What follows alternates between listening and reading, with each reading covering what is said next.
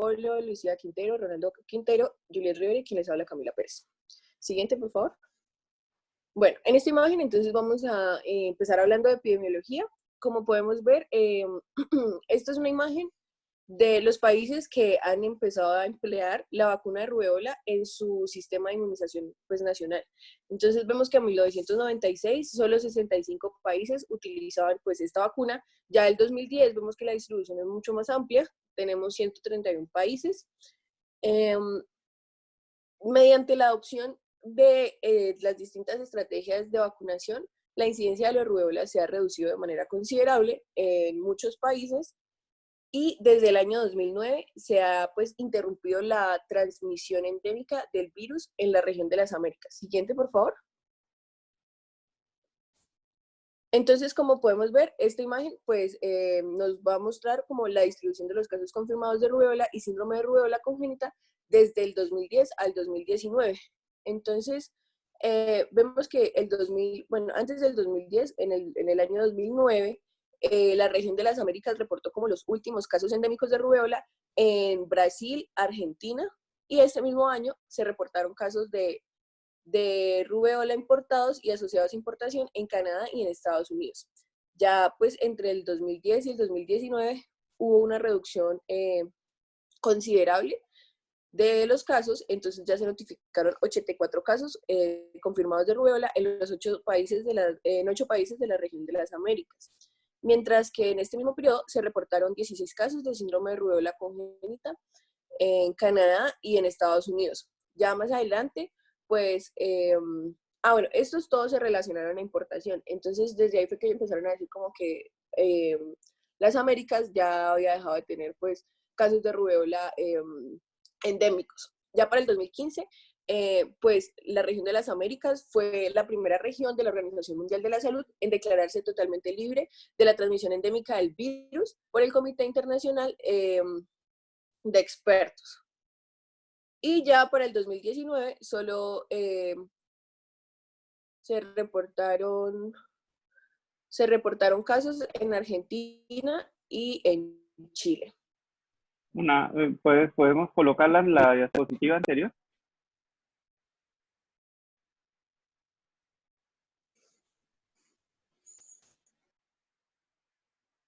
La diapositiva anterior la podemos colocar.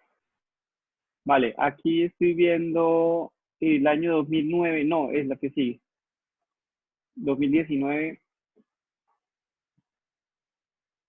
¿Esta fuente es de dónde? Esta es de la Organización Mundial de la Salud. Vale, Es porque el último reporte. Aquí estamos hablando de Argentina y Chile, ¿cierto? Sí, señor. O sea que Colombia no reporta casos desde hace cuánto. Acá tal vez, en 2011.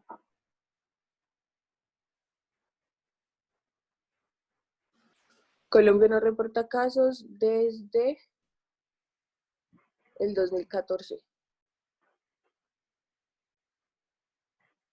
O sea, esto es Colombia, o me parece que esto es Argentina. Es que el color de Colombia y Argentina es como muy No. similar. Sí, se parece mucho, pero no, doctor. En el 2019 el reporte fue Argentina y Chile. Desde el 2000, como desde el 2012, Colombia no reporta casos. Ok, perfecto. Listo.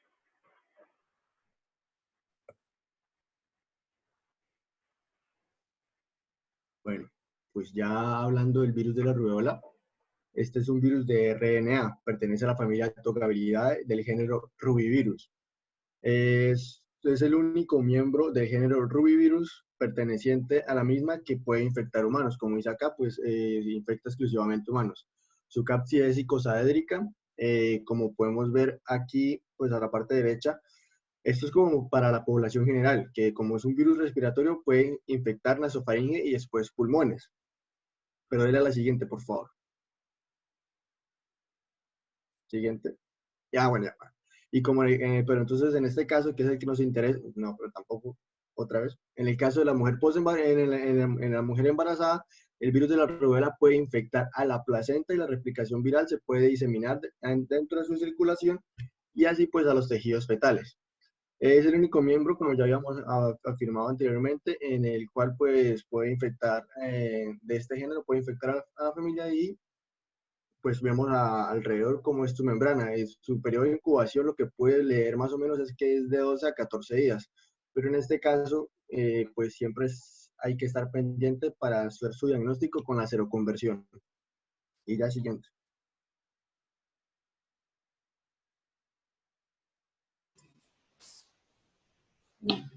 Bueno, para empezar a hablar entonces de la rubiola postnatal, esta tiene un periodo de incubación de 12 a 23 días y pues en la mayoría de casos se puede presentar asintomática.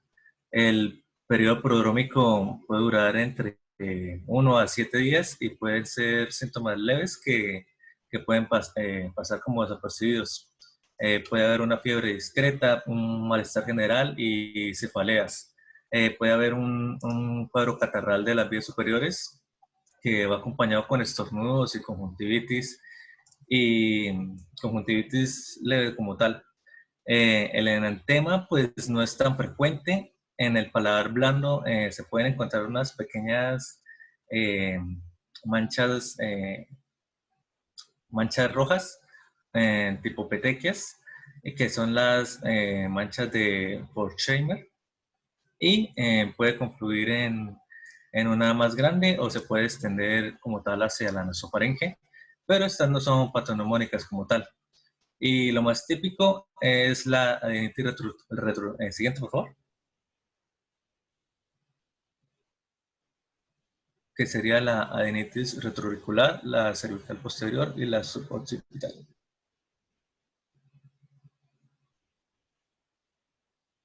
Siguiente.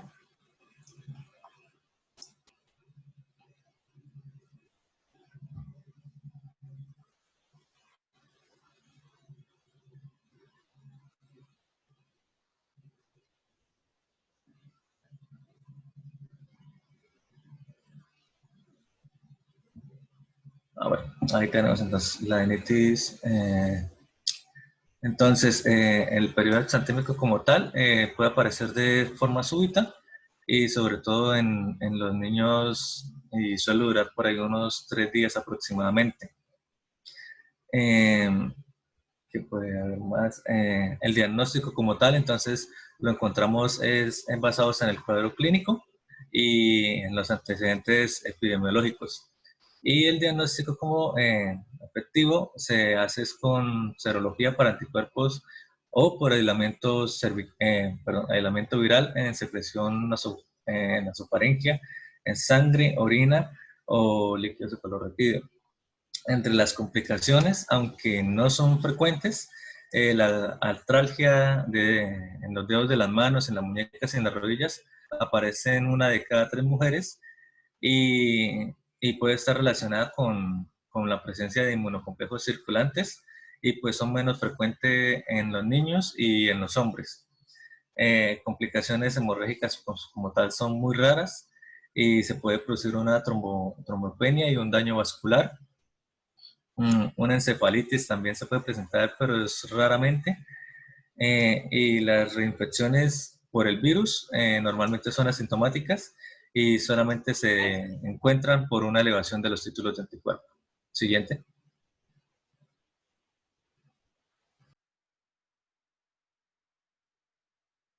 Entonces, continuando con la clínica de la rubéola congénita, es necesario saber que si se adquiere durante el transcurso de las primeras 8 a 10 semanas de gestación, la infección por el virus de la rubéola puede producir numerosas anomalías fetales hasta el 90% de los casos, que incluyen anomalías neurológicas, oftálmicas, auditivas, cardíacas, incluso aborto espontáneo o muerte fetal.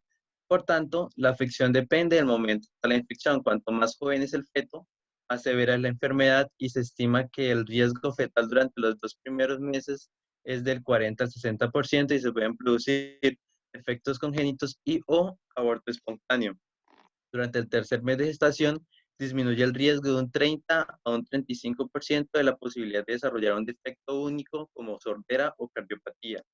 Y durante el cuarto mes hay un 10% de riesgo de producir un solo defecto. Es poco frecuente observar anomalías fetales tras una infección materna que se produzca después de la semana 16 de embarazo. Sin embargo, se puede llegar a observar una sordera neurosensorial tras una infección adquirida hasta la semana 20. Ahí en los cuadros podemos observar los síntomas de acuerdo a cada sistema. En general, se puede producir de manera frecuente y de un tiempo de inicio temprano un retraso del crecimiento intrauterino. A nivel del sistema cardiovascular, las dos patologías más frecuentes es la persistencia del conducto arterioso, que a su vez se puede asociar con una estenosis de la arteria pulmonar, ambas de inicio muy frecuentes y de inicio temprano. Otras menos frecuentes se encuentran la coartación de la aorta, la comunicación interventricular, la comunicación intraauricular y la miocarditis. Siguiente. También se han descrito otros síntomas que incluyen la meningoencefalitis, la hepatitis, hepatomegalia, púrpura, trombocitopenia, anemia hemolítica y un retraso de desarrollo, como dije anteriormente.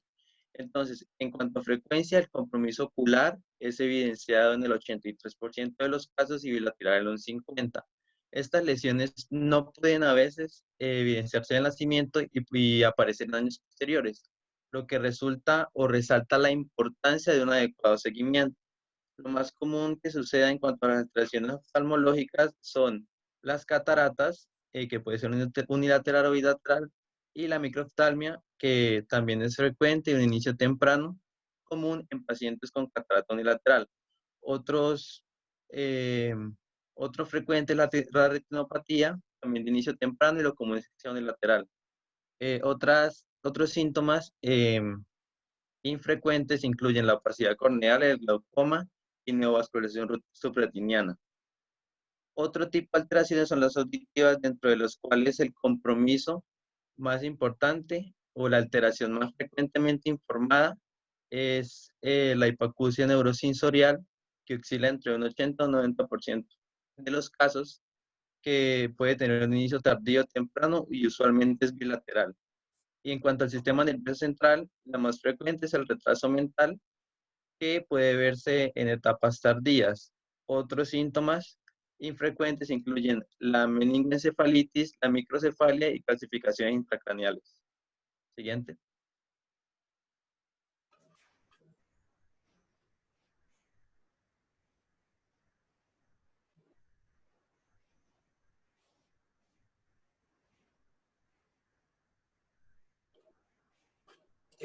Ya con respecto al diagnóstico materno, primero que todo debemos plantear la existencia de que hay tres situaciones claramente diferenciadas que exigen planteamientos diagnósticos distintos. En este caso, como primer planteamiento tenemos el caso de la determinación de la inmunidad frente a la rubiola sin una sospecha clínica ni epidemiológica de padecer la enfermedad. Es decir, el objetivo de este estudio es conocer si la gestante está protegida de una posible infección por el virus de la rubiola durante el embarazo, es donde debemos hacer la determinación cualitativa de los anticuerpos totales o IgG específica en la primera consulta del control del embarazo. Si la presencia de anticuerpos refleja contacto previo con el virus y por tanto inmunidad, es decir, si los anticuerpos son positivos, refleja inmunidad para la paciente, haciendo innecesaria la realización de nuevos controles en embarazos sucesivos. En dado caso, si la mujer es cero negativa, debemos adoptar las precauciones necesarias para que ella evite la exposición al virus y debe ser vacunada frente al virus de la rubiola en el posparto inmediato. Siguiente. En el segundo planteamiento diagnóstico tenemos el caso de que haya ya una sospecha clínica de infección aguda durante el embarazo. Este caso puede plantearse ante la existencia de una clínica compatible en la embarazada o por una exposición a un sujeto con infección aguda por rubiola, en donde tenemos la presencia de IgG en ausencia de IgM, lo cual ello indica que la mujer está protegida, ya sea por una vacunación o por una infección aguda. Y la presencia de IgM específica en una paciente nos hace sospechar la presencia de una prima infección. Pero para ese caso debemos tener varias cosas en mente. Primero, la IgM puede tener reacciones heterólogas entre la rubiola y otro virus, ya sea el virus de Epstein-Barr, citomegalovirus, parvovirus B19 y el virus de sarampión, por principalmente reacciones cruzadas. Por tanto, es necesario confirmar su presencia, siendo la lista la técnica específica para ese caso por poseer una alta especificidad y sensibilidad. Segundo, en los casos de primera infección, la IgM puede aparecer durante las reinfecciones, pero a títulos bajos y durante poco tiempo.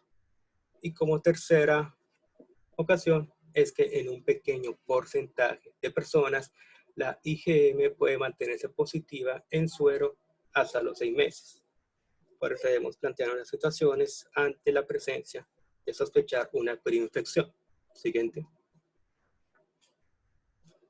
Y tenemos que tener en cuenta el estudio de avidez de la IgG, que ya fue hablada en la clase pasada, en donde principalmente ese estudio nos diferencia si la IgG es de aparición reciente, si es reciente es que presenta baja avidez, donde puede ser asociada a una infección primaria aguda, o si hay ausencia de infección primaria, es decir, que hay una alta avidez de la IgG. Para esta técnica puede ser una ayuda para valorar la presencia de IgM y puede colaborar con la diferenciación entre la primera infección y la reinfección. Siguiente. Y tenemos este cuadro resumen con respecto al diagnóstico materno. La infección aguda se documenta por un aumento de 4 veces los títulos de IgG en suero de fase aguda y en fase convalescente. Si la IgG es negativa, debemos solicitar IgM. Y si la IgM salió negativa, debemos hacer una reevaluación entre los días 14 o 21. Y si la IgG y la IgM son positivas, especialmente en los días 7 y 14, donde se da el inicio del rash, sugiere que la paciente presenta una infección aguda. Siguiente.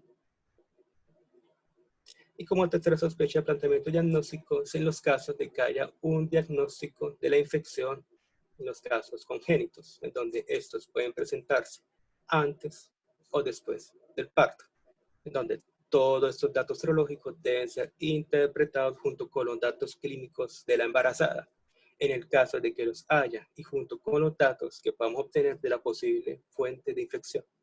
Siguiente.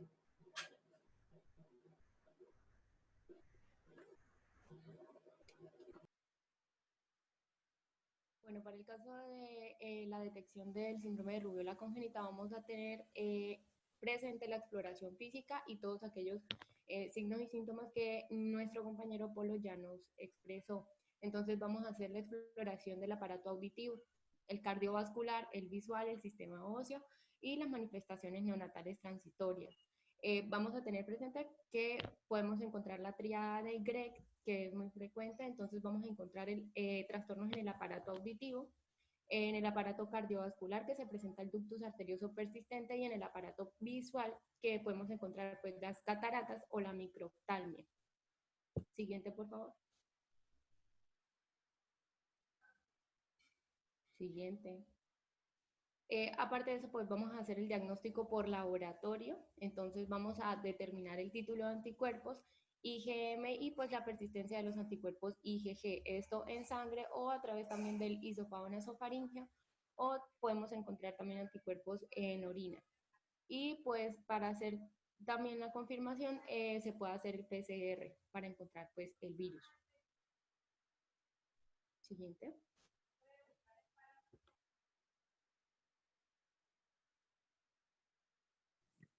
En cuanto al tratamiento sintomático, vamos a tener el principal uso del acetaminofén, pero los glucocorticoides y la transfusión de plaquetas van a estar reservadas solo si hay complicaciones como viene siendo la trombocitopenia o la encefalopatía. Siguiente.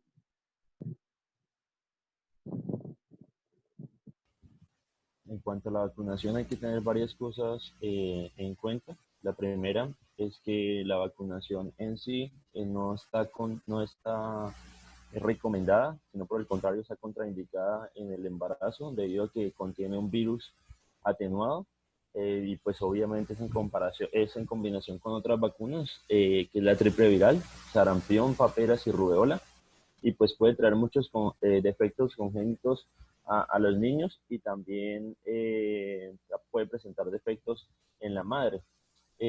estas vacunas antirrubeola siempre se debe dar en caso de que la madre no tenga la inmunización, con un mínimo de 4 semanas antes de pensar en tener un embarazo. Es decir, entonces si la mujer está en edad fértil y tiene la posibilidad de estar embarazada, hay que decirle que se vacuna y aconsejarla que en esas siguientes 4 semanas se evite tener una concepción, porque pues igual eso tiene un daño fetal, puede producir una infección al niño, al bebé, y pues tiene consecuencias potenciales durante el embarazo. Es más las consecuencias que el beneficio. Siguiente. Ok, bueno, y hay que tener en cuenta que en esas vacunas los anticuerpos séricos se detectan por primera vez entre los días 10 y 28 después de la vacunación y que en ocasiones pueden retrasarse hasta 8 meses. Y tener en cuenta aunque es una sola dosis que se da entre las semanas 9, perdón, en los meses 9 y 12, junto también con la de sarampión, muchas veces en personas que están en la rama de la salud hay que volverla a poner. Tener en cuenta también que la IgM, la rubéola, se detecta aproximadamente en el 70% de los vacunados entre las semanas 3 y 8 posteriores de estas, y que los anticuerpos IgG persisten durante la mayoría del tiempo de las vacunadas durante más de 20 años. Siguiente.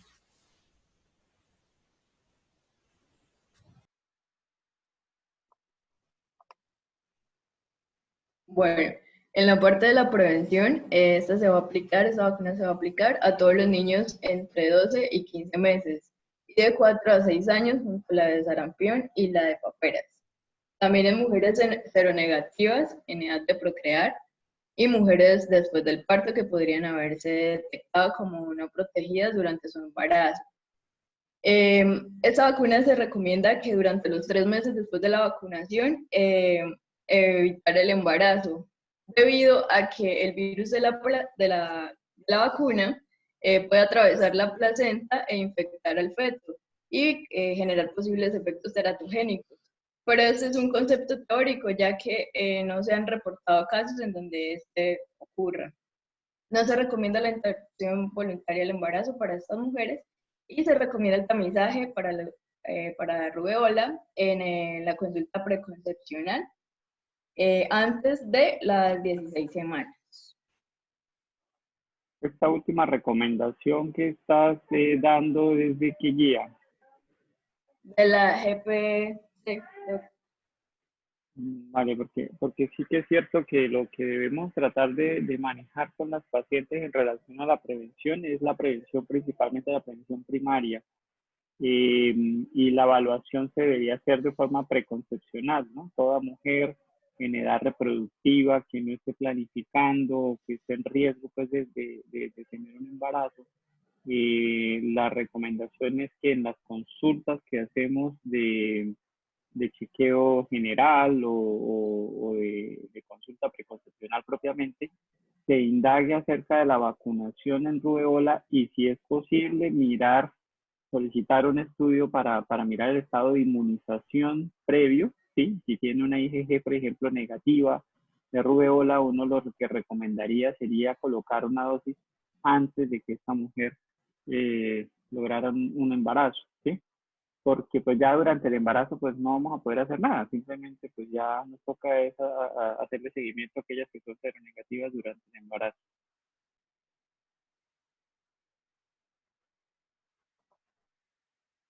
Bueno, algunas de las contraindicaciones, enfermedad febril, trastorno de inmunodeficiencia, antecedentes de anafilaxia, lactancia materna. Y efectos secundarios, se puede presentar artritis, artralgia, erupción cutánea, adenopatías y fiebre.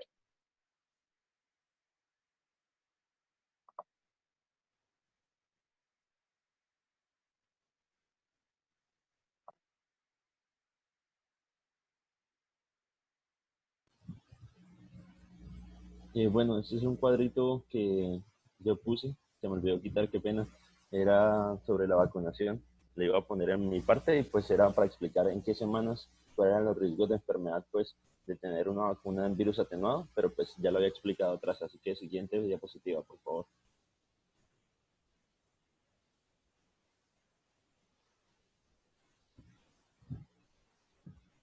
Siguiente también. Gracias. Bueno, muy bien. También muchas felicitaciones a este grupo. Es una excelente revisión. Allá al final comentaremos acerca de algunas cositas. Y es cierto que con rubeola, pues yo realmente, en todo lo que llevo de experiencia en la ginecología, pues no he tenido ningún caso. Sí que es cierto que hay que continuar con la vigilancia epidemiológica de esta enfermedad, porque ya solo con un caso que presentemos, ya cambia la alerta en relación a las estrategias de prevención y demás, y tendríamos que estar abocados pues como a nuevamente retomar todos estos conceptos que estamos revisando acá para ponerlos en práctica. Nos toca estar alertas porque ahora mismo no sabemos si las cosas cambien y de pronto la rubeola hacia el futuro pueda llegar a tener un nuevamente pico de casos y demás, así como estamos viendo que sucede con otro tipo de infecciones o virus nuevos que aparecen. Bueno, ¿qué grupo sigue? Faltan dos grupos. El de VIH pidió quedar de último porque la compañera Catherine está llegando de viaje. Entonces, ¿me recuerda qué otro grupo hace falta, por favor?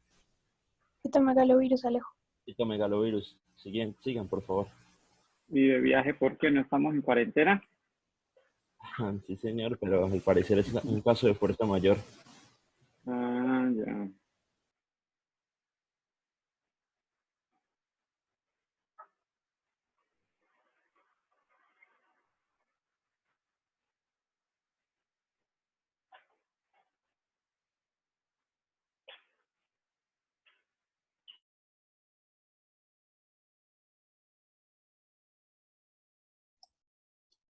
Bueno, buenos días. Nosotros les vamos a hablar sobre citomegalovirus. El grupo está conformado por Adriana Ortiz, Carla Duarte, Jimena Contreras, Alejandra de Oro, Néstor Pereira, Angélica Duarte, Daniela Olaya y quien les habla, Yesel Dávila. Siguiente. Entonces, pues dependiendo de la edad gestacional, al momento de la infección, el citomegalovirus pues conlleva a un grave riesgo de secuelas a largo plazo. Y pues dado que la infección materna es predominantemente asintomática, en un alrededor del 80%, la infección a menudo no se reconoce hasta la manifestación fetal real de la infección. Ya en este momento, pues el pronóstico va a ser significativamente peor y solo la detección generalizada podría ayudar con el reconocimiento temprano y el tratamiento de madres infectadas asintomáticas. Siguiente. Con respecto a la virología básica, taxonómicamente el citomegalovirus pues pertenece a la familia Herpesviridae, a la subfamilia Beta Herpesvirinae, al género citomegalovirus y a la especie Herpesvirus humano 5. La estructura del virión se compone de adentro hacia afuera de la nucleocápside, el tegumento y una envoltura lipídica.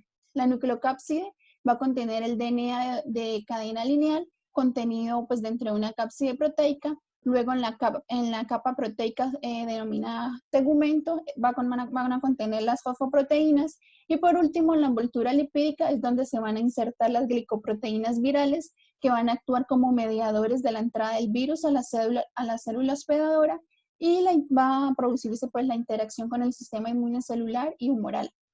Al igual que otros miembros de este grupo, pues después de la infección primaria van a conducir a una infección viral latente y persisten durante toda la vida en el huésped. Siguiente. Con respecto a la epidemiología y a síntomas de la infección por el citomegalovirus en el embarazo, pues se deben tener en cuenta algunos aspectos básicos al momento de evaluar el riesgo de un niño con infección congénita. Primero, pues que una infección primaria debe distinguirse de una infección no primaria, ya que pues al menos en nuestra región una infección primaria pues conlleva un riesgo mucho mayor que una infección congénita asintomática. Segundo, pues la transmisión materno-fetal es obligatoria antes de que se pueda ocurrir un trastorno del desarrollo. Los embarazos con una transmisión en el primer y segundo trimestre van a ser los de mayor riesgo. Tercero, pues la transmisión materno-fetal va a producir una infección congénita, pero esto no va a ser equivalente a una infección congénita asintomática, ya que pues cuanto más tarde ocurra la infección en el embarazo, mayor será la tasa de transmisión. En contraste, pues con el aumento de la edad gestacional, el riesgo de una infección congénita asintomática va a disminuir. También pues que la mayoría de los recién nacidos con una infección congénita serán asintomáticos. Sin embargo, pues estos niños conllevan un cierto riesgo de secuelas a largo plazo.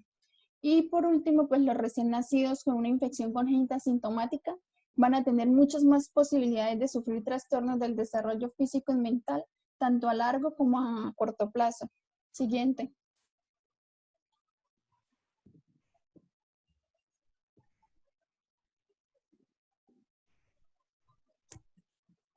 Bueno, buenos días. Para hablar de la infección primaria, pues tenemos que tener en cuenta que esta resalta porque dependiendo de la edad gestacional, entonces puede ocurrir una tasa de transmisión materno-fetal de aproximadamente el 30 al 70%. Entonces, esta infección es la que se da por primera vez y es asintomática, como decía mi compañera, en un 80% a un 90% de las mujeres embarazadas que son inmunocompetentes. Y pues la mayoría de estas mujeres embarazadas adquieren la infección ya sea por contacto directo con sus otros hijos, sobre todo pues si estos son menores de 3 años, ya que el virus puede permanecer en la saliva o en la orina durante una media aproximada de 18 meses.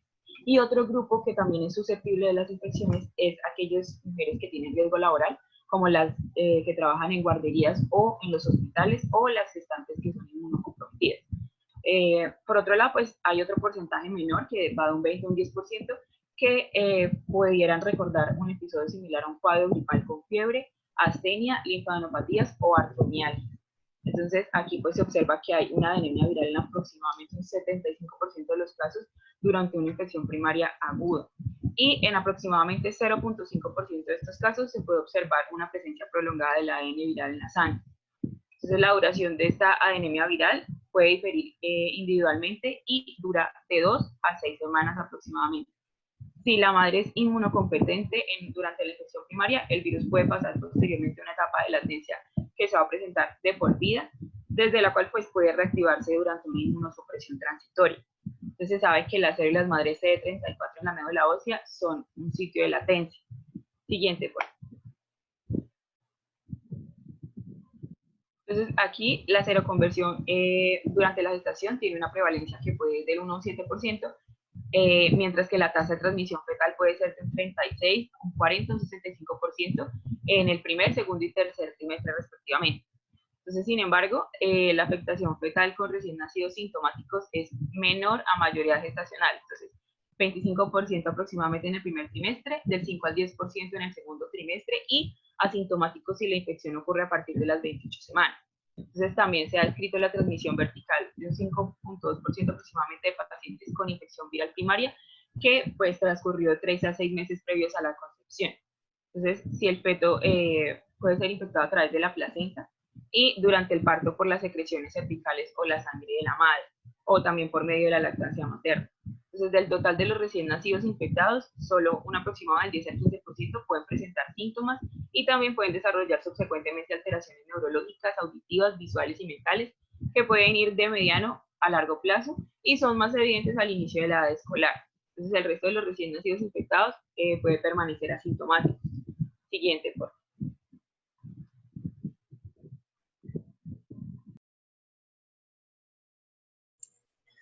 Bueno, en cuanto a la infección no primaria, la seroprevalencia de IgG. Entonces, recordemos un poco de cómo se va a producir esta IgG. Como sabemos, pues la serología va a buscar dos tipos de anticuerpos, la IgG y la IgM. Cuando entra en contacto, pues por primera vez algún microorganismo, el sistema inmunológico lo que hace es producir de forma relativamente rápida, dentro de algunos días, anticuerpos del tipo IgM. El IgM pues, es un anticuerpo de fase aguda presente durante la fase activa de la infección. Después de la curación, pues el sistema inmunológico pasa a producir otro tipo de anticuerpo que es el IgG. Y pues el IgG, como sabemos, es un anticuerpo de memoria utilizado por el organismo para impedir que el paciente pues vuelva a infectarse por el mismo microbio. Pues por lo tanto, como sabemos, cuando la IgM circula en la sangre es una señal de fase aguda, mientras que la IgG reactiva indica que el paciente pues ha tenido la enfermedad en el pasado y que ahora se encuentra inmune a la misma. Entonces, el problema acá es la parte de la dosificación de los anticuerpos IgG, pues esto no nos va a ayudar mucho o es un poco controversial para decir realmente que hay una infección no primaria. Como sabemos, pues los primeros anticuerpos IgG van a surgir cerca de las 3 semanas después de la infección, aumentan la concentración durante algunas semanas y luego se estabilizan, permaneciendo pues detectables para siempre en la sangre. Por lo tanto, pues si la gestante hace 2 dosis de IgG con 4 semanas de intervalo y el valor aumenta cerca de 4 veces de una a otra, esto es una señal de una infección reciente. Y por otro lado, si los valores de IgG reactivos son similares a 4 semanas de intervalo, esto va a significar que la IgG ya en fase estable, lo que pues nos indica una infección antigua. Entonces, en cuanto a la epidemiología, para saber un poco de la infección no primaria, nos hacen entre países con una alta prevalencia del 70% y una prevalencia baja que va a ser de entre el 50 y 70%. Como les decía y como les explicaba, pues al tener estos intervalos entre semanas de IgG, no sabemos realmente si la transmisión realmente se documenta o no la infección no primaria. Y pues como sabemos, el método diagnóstico de infecciones no primarias con reactivación o reinfección después del cribado inicial con conocimiento pues del estado serológico del citomegalovirus, debemos hacerlo antes o en el comienzo del embarazo. Igualmente, como sabemos, pues la orina o en la salida de un lactante de hasta 3 años de edad y las secreciones genitales de adolescentes y adultos pues van a ser la principal fuente de infección materna. Siguiente, por favor.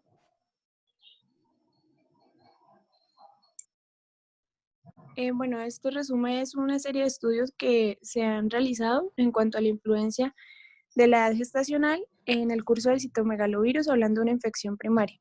Entonces, como ya lo venían diciendo mis compañeras, la transmisión materno-fetal se va a presentar entre lo que es el 30 al 70% de los casos. Y la frecuencia va a depender mucho de la edad gestacional en la que se presenta la infección primaria. En un estudio que hizo Ender y colaboradores con 248 embarazadas, arrojó datos de que en el primer trimestre había una posibilidad de contagio del 30%, en el segundo trimestre aumentaba un 38% y en el tercer trimestre aumentaba un 72%. Siguiente.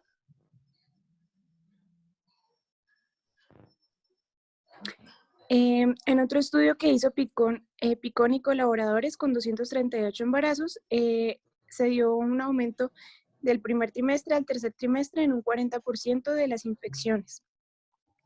Y en otro estudio que hizo Lipids y colaboradores con 145 embarazos, ya para hablar de lo que era la frecuencia de infecciones sintomáticas, halló que en un 20% había un curso postnatal que era sintomático y después de la infección en el segundo trimestre se reducía un 6%. Siguiente.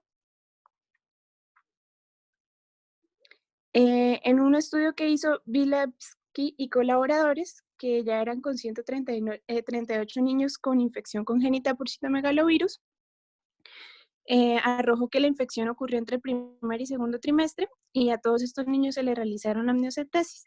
Entonces, a los niños que se les salió el resultado de amniocentesis con normalidad, a largo plazo no hubo complicaciones mayores, pero los que tuvieron una amniocentesis positiva para el virus tuvieron secuelas a largo plazo. Siguiente.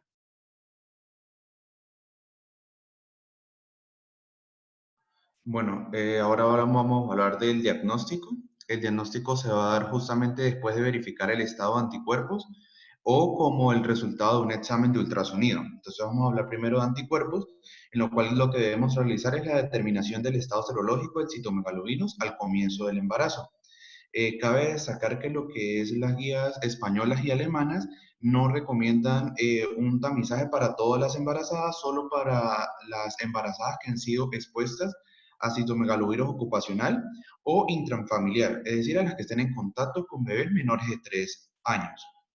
Entonces, vamos a recordar lo que es cómo nos van a salir los anticuerpos en la infección primaria. Nos va a dar un aumento en los anticuerpos IgG y una caída en los IgM, con respecto, vaya evolucionando la enfermedad y con respecto al tiempo.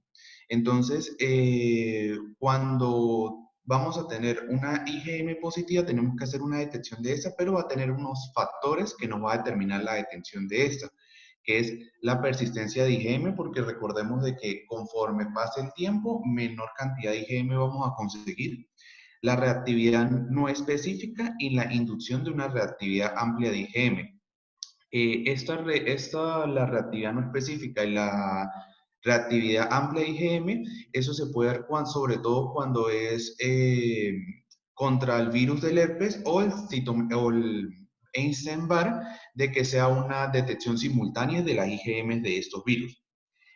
Cuando la IgM da positiva, se debe complementar con el test de avidez de IgG para citomegalovirus, que recordemos que este es el test el que nos da la afinidad del anticuerpo con el antígeno, y debemos realizar una PCR cuantitativa en tiempo real de sangre y orina. Siguiente. Entonces, ya para hablar un poco del ultrasonido, nos dicen que generalmente transcurren aproximadamente 6 semanas entre el momento de la infección y la transmisión materna.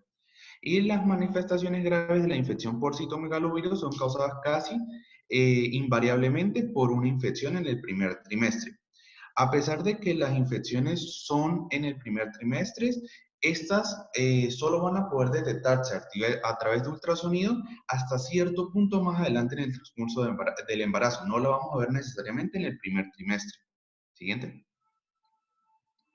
Entonces, la sospecha de infección por intrauterina de citomegalovirus se puede distinguir en signos, ya sean de infección de sistema nervioso central o infecciones extracerebrales. Entonces, hablando un poco del sistema nervioso central, se puede presentar ventriculomegalias y aumento de coginidad periventricular. Se puede presentar calcificaciones en el sistema nervioso central, que cabe destacar que estas calcificaciones pueden ser similares a una placa o aisladas en todo el cerebro como tal.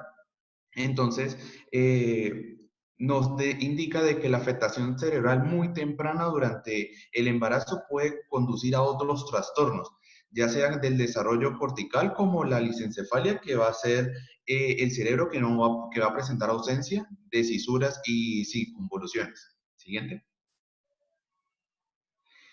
Vamos a tener manifestaciones extracerebrales, como ya les había dicho, en las cuales van a ser inespecíficas y se pueden mostrar en cualquier parte del feto, debido a la afinidad del virus a las células endoteliales y epiteliales. Entonces podemos tener un intestino hiperecogénico, derrame pericárdico, retraso de crecimiento intrauterino, hepatoesplenomegalia, entre otros. Y vamos a tener un papel importante en la placenta con respecto a la infección del citomegalovirus, porque esta se va a caracterizar por ser un reservorio viral, porque va a ser el primer órgano que se va a ver infectado. Entonces, esta nos va a generar un retraso del crecimiento y del volumen reducido del líquido amniótico. Siguiente. Entonces, cabe destacar de que si se presentan síntomas graves del sistema nervioso central intrauterino, ya sea como microcefalia o lesiones destructivas del sistema nervioso, es casi seguro de que va a haber un trastorno en el desarrollo postnatal. Pero esto no va a suceder cuando solo hay manifestaciones extracerebrales no específicas. Por eso se puede decir que entonces los fetos pueden recuperarse de una infección intrauterina por citomegalovirus siempre y cuando el cerebro no se vea afectado. Siguiente. Bueno, en cuanto a la predicción de los resultados, se tuvieron en cuenta también muchos análisis, como en el caso de de Huivel, en el cual concluyeron que el riesgo de una infección por citomegalovirus es de 1 de cada 10 después de la maternidad. En los casos donde la transmisión materno-fetal y los signos de ultrasonido, entonces el riesgo sería 1 de 2. En el estudio hecho por Benoit y Cole descubrieron que la trombocitopenia fetal y las anomalías fetales se pueden definir mejor en un grupo de alto riesgo. Siguiente, por favor.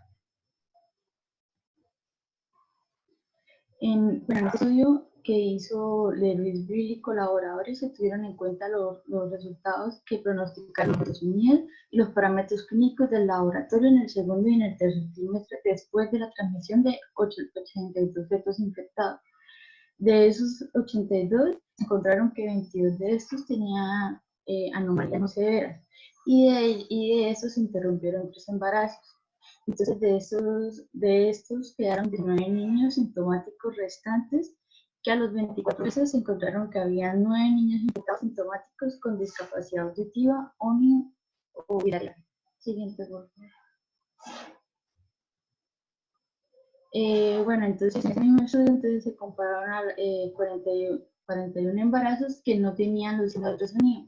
Después de los 24 meses se encontraron que de estos 41, 38 recién nacidos eran sintomáticos después del nacimiento y solo 2 que eran el 5,3% de los niños tenían anormalidades en forma de discapacidad auditiva. Después se vio una concentración de plaquetas en la cual fue inferior a 114.000 milímetros cúbicos, el cual corresponde al 62,5% de los recién nacidos que eran sintomáticos o los embarazos se interrumpieron. Ya después, para medir la carga viral, que fue superior a 93 logaritmos por 10 unidades, se encontró que el 57,1% de estos embarazos terminaron con un recién nacido sintomático o contaminación, con una carga viral un poco más baja, que fue sobre el 1%. La detección de los índices elevados de IgM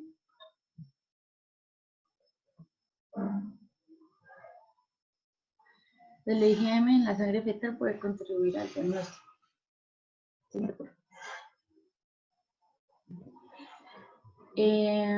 Lippitt y colaboradores señalaron que la infección congénita por citomegalovirus reduce aproximadamente un 60% con los exámenes normales de ultrasonido y de resonancia. La amniocentesis para diagnosticar hospitalización es también de importancia central. Y también se debe realizar cuando hay signos de ultrasonido o al menos 6 semanas después de la seroconversión materna. Se recomienda la amniocentesis después de las 20 semanas de gestación. Siguiente, por favor. Bueno, buenos días. Bueno, ya con respecto a la amniocentesis, esta nos permite pues, realizar la PCR de citomegalovirus en líquido amniótico, que es la gold estándar para el diagnóstico de la infección fetal.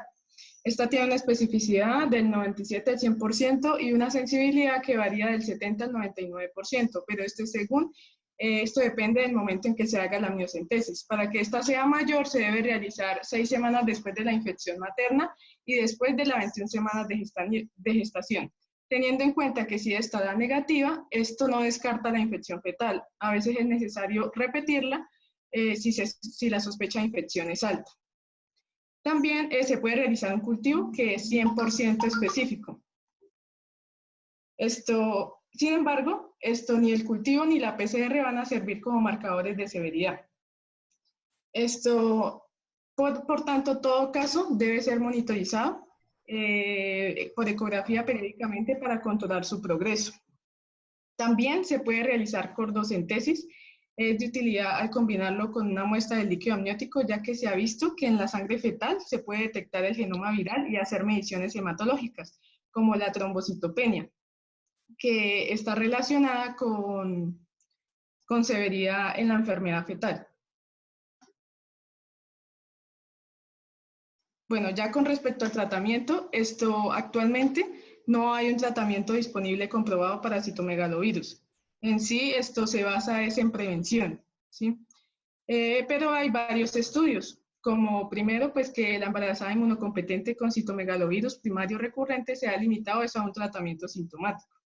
También se han hecho, estudios que durante el embarazo se ha utilizado antiviral como ganciclovir y su forma oral valganciclovir y se ha logrado disminuir la carga viral, pero pues no se ha demostrado que sea efectivo en la infección fetal, para disminuir la infección fetal.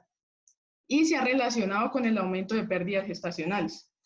Otros estudios recientes se han centrado en valaciclovir para el tratamiento intrauterino y disminuir los resultados adversos, pero pues no olvidar la fuerte toxicidad que tiene la terapia antiviral. Y otros estudios han demostrado que la administración de ganciclovir intravenoso por 6 semanas en el neonato puede detener el deterioro de la audición después del nacimiento y mejorar el desarrollo psicomotor.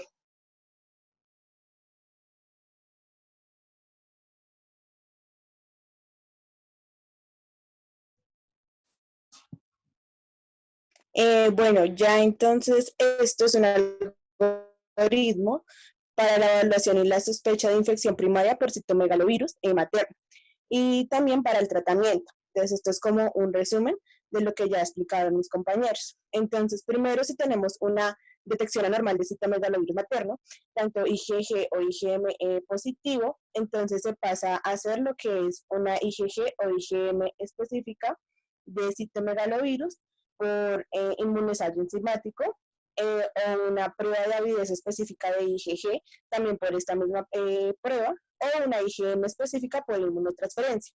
Si los resultados son negativos, pues decimos que no hay infección y no se necesita hacer ninguna otra evaluación. Ya si decimos que un resultado de IgG citomegalovirus con índice de avidez positivo, o un IgM alto de citomegalovirus con resultado negativo, decimos que es una infección latente y no necesitamos más evaluación en el tratamiento.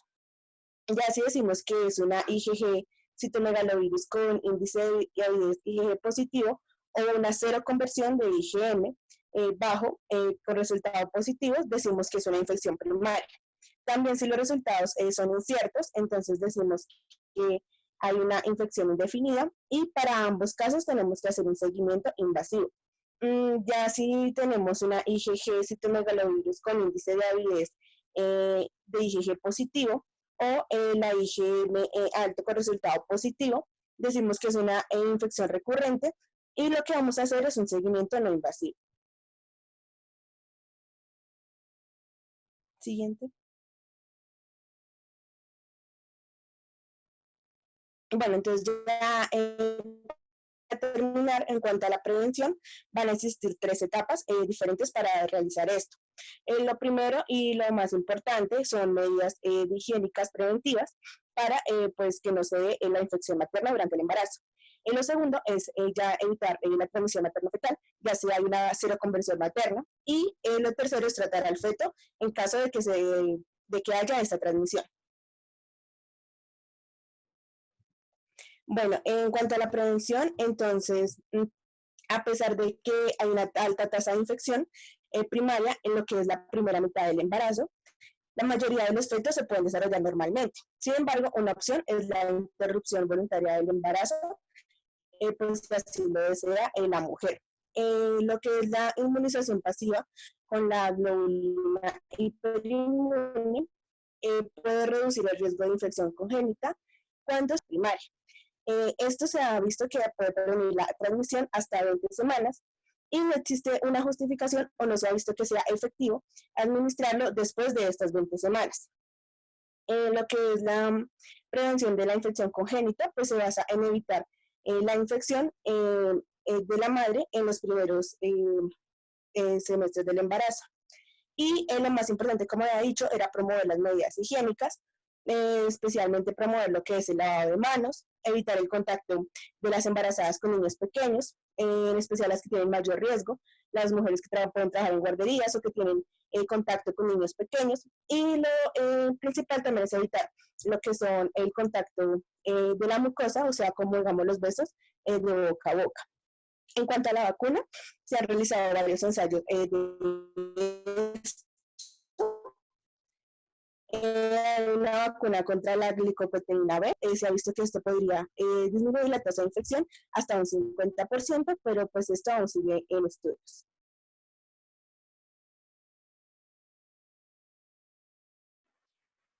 Bueno, muy bien. También está muy bien sustentada la exposición del grupo de citomegalovirus. Como comentarios, pues así es cierto, el diagnóstico de infección por citomegalovirus es un poco difícil de hacer y muchas veces se hace de forma retrospectiva, ¿no? Nosotros encontramos muchas mujeres que en un momento dado pueden llegar a tener sus hijos y es como el diagnóstico ya propiamente del niño, ya en el seguimiento por parte de pediatría, donde se detectan algunas alteraciones o algunos síntomas que puedan ser secuelas de alguna infección previa por citomegalovirus, por ejemplo. Entonces, muchos diagnósticos de este estilo se realizan de forma retrospectiva. Principalmente, ¿por qué? Porque normalmente en Colombia, en la guía de práctica clínica, no se encuentra como incluido una búsqueda activa de casos ni tampoco de diagnósticos de citomegalovirus durante la gestación. Se deja como una recomendación evaluar el estado de los anticuerpos durante el embarazo o en las consultas preconcepcionales para dar recomendaciones de prevención, como fue lo que mencionaron ahorita al final, y poder identificar mujeres que están en riesgo para darle esas medidas de protección, de prevención, para no adquieran infección durante el embarazo, ¿no? Bueno, muy bien. ¿Preguntas?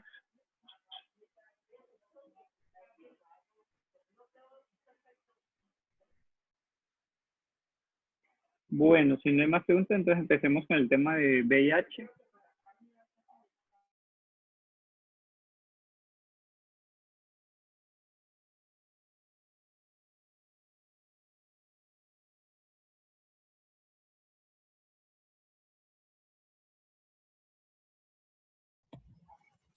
Buenos días.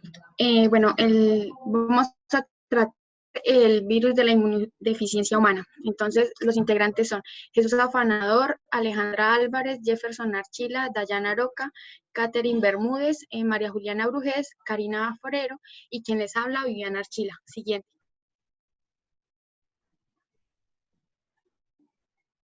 En cuanto al virus de la inmunodeficiencia humana, tenemos que el virus pertenece al género lentivirus de la familia Retroviridae y va a tener una forma esférica. El VIH se va a clasificar en dos tipos, el VIH tipo 1 y el VIH tipo 2. El VIH tipo 1 va a tener mucha más virulencia, mientras que el VIH tipo 2 se va a considerar menos patogénico y transmisible. Siguiente. Va a estar constituido por tres capas, la exterior, la intermedia y la interior. En cuanto a la exterior, va a estar compuesta por una bicapa lipídica que va a contener las glicoproteínas GP120 y la GP141 que van a ser importantes a la hora de la unión del virus con la célula hospedadora. En cuanto a la intermedia, va a estar constituida por una nucleocápsida icosaédrica y la parte interior va a estar constituida por ARN de cadena simple que va a estar compuesto por dos filamentos idénticos y va a tener tres enzimas que van a ayudar a la replicación, una transcriptasa inversa, una integrasa y una proteasa. Siguiente. En cuanto al ciclo de vida del VIH, vamos a tener que se van a llevar a cabo ciertos pasos. Entonces, el primero es cuando el virus se va a ligar al receptor y a un correceptor del CD4 del linfocito T gracias a la glicoproteína 120. Tras este acoplamiento, la envoltura vírica y la membrana de la célula receptora se van a fusionar y así el virus penetra la célula y va a liberar el ARN al citoplasma de la célula receptora. Luego allí la enzima transcriptasa inversa va a convertir la cadena simple del ARN vírico en una cadena doble de ADN vírico. Luego este nuevo ADN vírico ingresa a la célula receptora y allí la integrasa va a insertar el ADN vírico dentro del propio ADN de la célula receptora, lo cual se va a conocer como provirus. Ya cuando están allí, la célula receptora va a recibir una señal para volverse activa y así el provirus va a utilizar una enzima de la célula anfitriona conocida como ARN polimerasa para crear copias del material genómico y segmentos mucho más cortos conocidos como el ARN mensajero. El ARN mensajero se va a utilizar como patrón para la formación de cadenas largas de proteínas del VIH. Y ya pues la enzima del VIH luego con una enzima conocida como proteasa va a dividir estas cadenas largas de proteínas para crear proteínas individuales que se van a acoplar al material genético del VIH y luego pues posteriormente se va a dar la salida del virus ensamblado para pues que pueda ahora pues infectar a otras células. Siguiente. En cuanto a las vías de transmisión, se va a dar cuando hay contacto con fluidos corporales que poseen alta concentración viral, como son la saliva, las lágrimas, la orina, el semen, el líquido preseminal, fluidos vaginales, líquido amniótico, leche materna, líquido cefalorraquídeo y la sangre.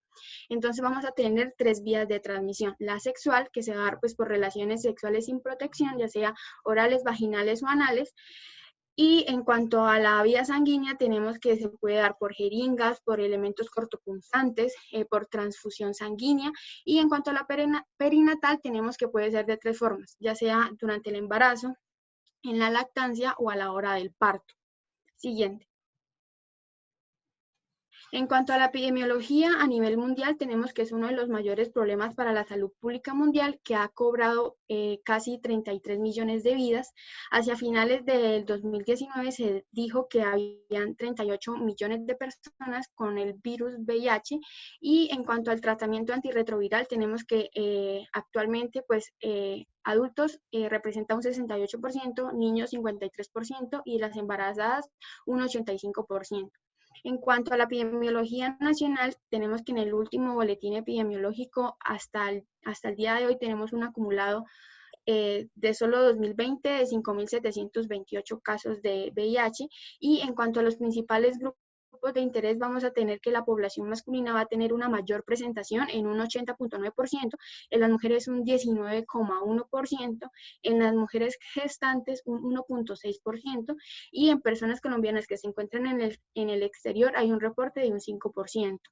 En cuanto al mecanismo probable de transmisión, la vida sexual continúa siendo la de mayor presentación con un 98.4%, mientras que la vía sanguínea y la perinatal va a constituir tan solo un 0.4%.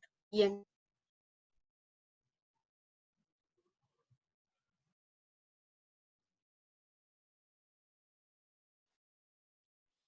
Bueno, ahora seguimos con los factores de riesgo. Puede ser por presentar parejas múltiples, un uso de fármacos intravenosos, ser trabajadora sexual, enfermedades de transmisión sexual concomitantes, parejas con riesgo y diagnóstico inicial de tuberculosis. En cuanto al periodo de incubación, es de 3 a 6 semanas. En cuanto a sus manifestaciones clínicas, se tienen que son 3 fases: una infección aguda o primaria que aparece aproximadamente un mes después de la exposición al virus, dura menos de 10 días y se caracteriza por tener fiebre, fatiga, erupción cutánea, cefalea, linfadenopatía, faringitis, mialgias, náuseas y diarrea. También se caracteriza por tener un incremento de la multiplicación viral y una disminución de las células TCD4. La fase 2 es una fase latente en la cual el paciente está asintomático o solo presenta linfadenopatía generalizada, dura alrededor de 10 años y aquí empieza a caer de forma gradual el recuento de células de TCD4. Y la fase 3 es el SIDA evidente, el cual se define por un recuento de células TCD4 menor a 200 células por microlitro, o tener células TCD4 que comprenden menos del 14% de todos los linfocitos, o una o varias enfermedades definitorias de SIDA.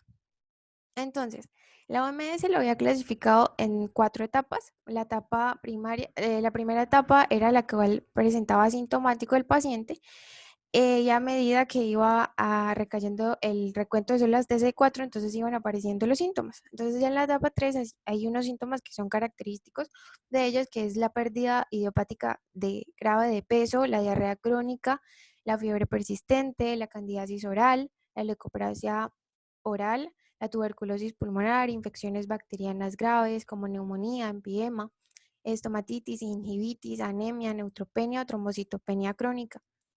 Y ya para la presentación del SIDA se caracteriza por infecciones oportunistas, ya difiere dependiendo del órgano que afecte, entonces puede presentar neumonía, como neumocistis girovesi, también puede presentar diarrea, sarcoma de Kaposi, enfermedad linfoproliferativa, meningitis, en el caso de las mucocutenias herpes simple, candidiasis.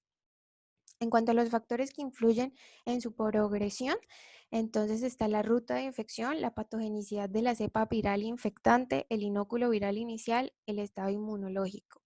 Los efectos del VIH en la gestación está que puede causar complicaciones de las enfermedades de transmisión sexual preexistentes, una mayor frecuencia de parto pretérmino, infecciones oportunistas maternas, restricción del crecimiento fetal, preeclampsia, ruptura prematura de membranas, la posibilidad de transmisión al feto del virus y también posibilidad de efectos teratógenos por los medicamentos que debe administrar para el VIH como tal.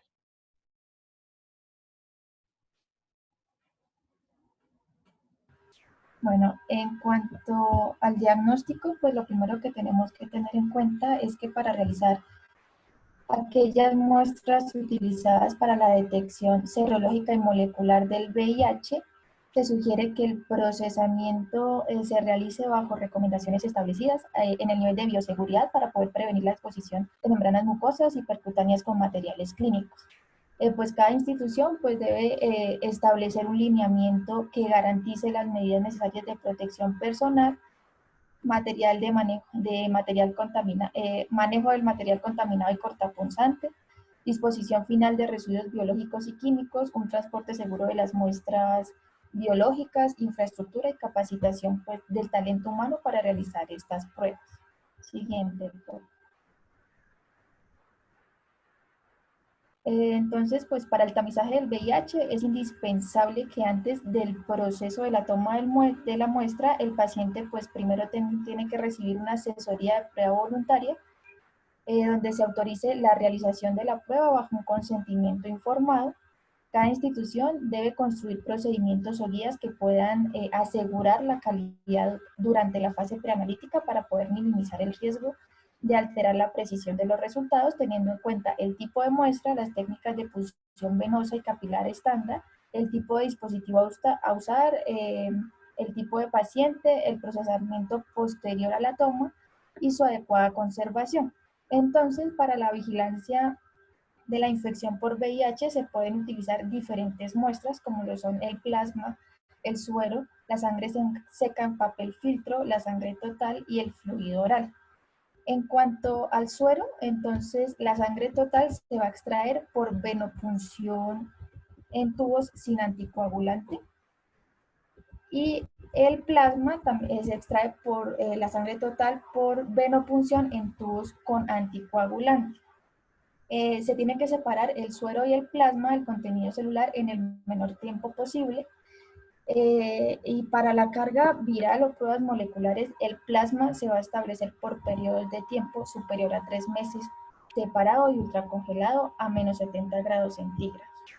Y las muestras frescas se pueden someter a la prueba inmediatamente. Para el suero o para el plasma previamente congelado, pues se tienen que descongelar, mezclarse cuidadosamente y centrifugar según el tiempo y las revoluciones por minuto establecidas en cada institución. ¿Qué técnicas vamos a emplear? ELISA, inmunoensayo de fluorescencia ligado a enzima, quimioluminiscencia, Western blot o inmunoensayo en línea. Las ventajas del suero y del plasma es que tienen una mayor concentración de anticuerpos contra el VIH que los líquidos orales, tienen un potencial de pruebas adicionales de rutina en una sola muestra, por ejemplo para sífilis, para hepatitis B o C. También son fáciles de recoger y probar en entornos clínicos con un flebotomista entrenado y un laboratorio. ¿Qué desventajas tienen? Es que requieren una técnica invasiva de recolección que me van a implicar pues tener un personal entrenado para la toma y el procesamiento de las muestras y un laboratorio. Y pues me van a implicar un mayor riesgo para los trabajadores de la salud y el personal a través de pues, la exposición accidental debido a concentraciones de VIH altas. En cuanto a la sangre seca en papel filtro, la vamos a obtener por punción capilar o venosa y se dispensan 4 gotas separadas en papel filtro. Esta se va a conservar en temperatura ambiente por 2 semanas, en 4 grados centígrados por un mes y menos de 20 grados centígrados o temperaturas inferiores por más de un mes. ¿Qué técnicas vamos a emplear? ELISA, inmunoensayo de fluorescencia ligado enzima, quimioluminiscencia, Western blot o inmunoensayo en línea. ¿Cuáles son las ventajas? Son fáciles de recolectar en un entorno clínico y no clínico, no va a requerir de centrífugas u otro equipo para poder procesar la muestra de sangre. Una vez seca, pues se puede almacenar a temperatura ambiente durante un corto periodo de tiempo y se puede transportar fácilmente. Las desventajas es que requieren de un papel filtro especializado y se debe estandarizar el proceso de elución para cada técnica. En cuanto a la sangre total, vamos a obtenerla por punción capilar o venopunción en tubos con anticoagulante. Es de uso inmediato y para su conservación por periodos prolongados se recomienda el uso de papel filtro por 2 horas a temperatura ambiente, por 6 horas de 4 a 8 grados centígrados y nunca se debe congelar. ¿Qué técnicas vamos a utilizar? ELISA, inmunoensayo de fluorescencia ligado enzima y quimioluminiscencia. ¿Qué ventajas tiene?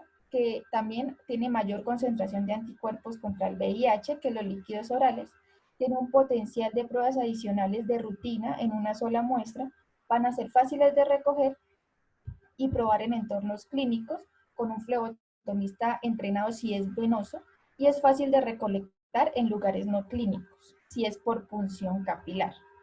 Las desventajas pues es que requiere una técnica invasiva de recolección que implica pues tener un personal entrenado para la toma de la muestra. Y en cuanto al fluido oral, la muestra se va a recoger con un barrido en la cavidad oral con hisopo. Es una muestra que es de uso inmediato y por lo tanto pues no hay recomendaciones establecidas para su conservación.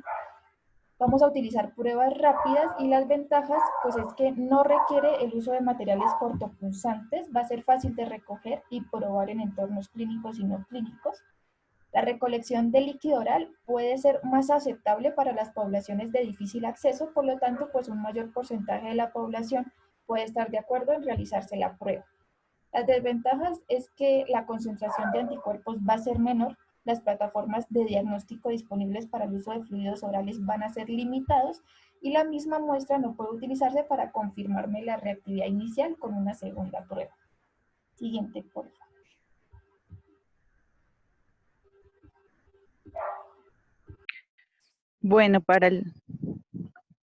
Para el tamizaje, entonces, se recomienda que se utilice un enfoque de exclusión voluntaria donde se notifica a la mujer que las pruebas de VIH están incluidas en un conjunto integral de pruebas prenatales, pero que estas pruebas pueden ser rechazadas. La documentación requerida para las pruebas de tamizaje, entonces van a ser el consentimiento informado y pues los demás documentos que notifique la IPS, como la historia clínica, fotocopia, entre otros. Para la documentación de referencia es cuando no hay concordancia entre las 2 primeras pruebas, se necesita la carta de solicitud para la prueba de desempate, el resultado de las 2 pruebas anteriores, debidamente identificadas y la historia clínica del paciente. Los métodos de laboratorio, entonces tenemos diferentes criterios de clasificación según su alcance diagnóstico. Entonces, están los ensayos de primera línea, que se refiere a los que utilizan como primera prueba presuntiva o tamizaje. Los de segunda línea, que son la prueba empleada para confirmar de la primera prueba presuntiva o de tamizaje. Y de tercera línea son los que se realizan como prueba complementaria de desempate de resultados previos no concordantes. Tenemos, según el marcador que detectan, entonces tenemos los serológicos que detectan anticuerpos dirigidos contra proteínas virales de VIH1 y VIH2, moleculares que detectan un fragmento de ARN genómico viral por medio de ensayos diferentes, El inmunoblot, que confirma los anticuerpos encontrados en ensayos serológicos y están dirigidos contra proteínas específicas de VIH como el Western blot y el LIA. Según el formato o plataforma empleada, entonces están las pruebas rápidas que dan un análisis entre 10 a 20 minutos.